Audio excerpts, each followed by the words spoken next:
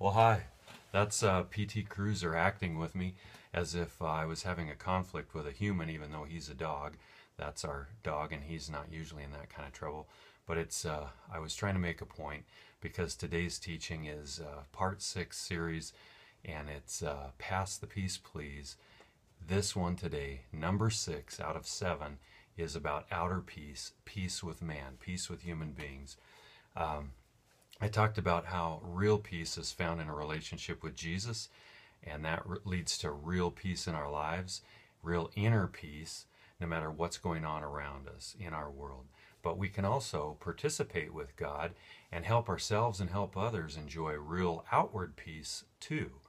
Now, when I was in my first crash and burn, or my big crash and burn moment in life, and in the pits of life, you might say, back in 1995, when I was pondering Jesus, and I was at the end of my mother's second bedroom bed, and I opened the Bible to Romans 12, and I asked Jesus into my heart to forgive me my sins, and then I made the mistake of reading more closely the rest of chapter 12, and then on to 13 and 14. But get this, here's some of the stuff I signed up for in advance or prior to reading the whole thing and giving my heart to Jesus. Some things in chapter 12 say, "Bless those who persecute you. Live in harmony with one another. Do not repay evil for evil. And live at peace with everyone." And another one is, "Do not take revenge." It just basically goes on to say, be nice to people. And then I finished Romans 14, where it just drives home the point even more, that we can be kind and live at peace with one another. We should be participating with God, and it would please God if we did that. And I just kind of go, wow, this is so different than the world I lived in and the way that I lived it for 33 years.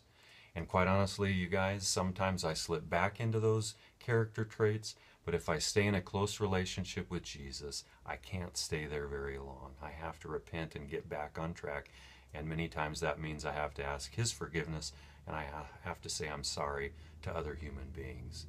But when it's our aim, when it's your aim to follow Jesus in His ways, you and I will start living at peace both inside, and we can also not live in conflict with human beings in our lives, in and around our lives.